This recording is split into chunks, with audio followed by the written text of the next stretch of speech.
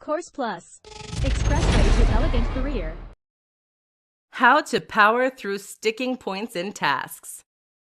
There is a point in any task, any goal, and any challenge where things suddenly get harder. Runners call this the wall. It's the point at which we run out of disposable energy. It is the point at which we become tired, but where there is still too long to go for us to feel like the end is in sight. It's this point where most of us give up and quit.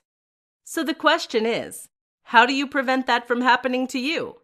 How do you power through those sticking points?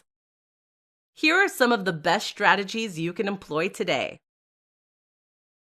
Break it down. One of the biggest mistakes people make when working toward a large goal is to focus too much on the endpoint.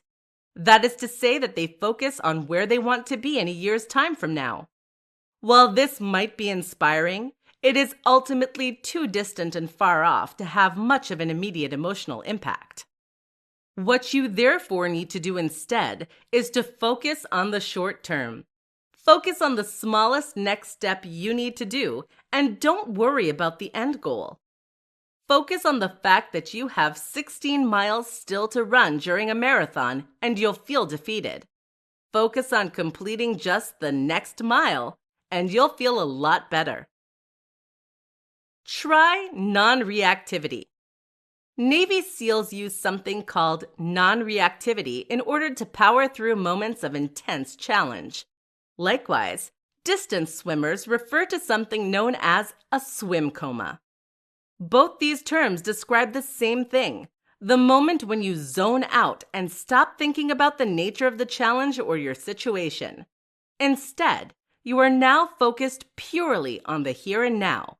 You aren't engaging, just silently executing the plan.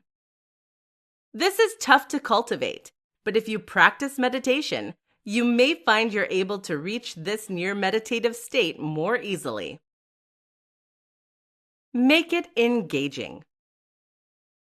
Another reason we often give up on tasks is that they become boring. This happens for many of us during work. The solution? Make it interesting. This is particularly useful for writers. Writer's block often comes from the fact that what you are writing is boring to you.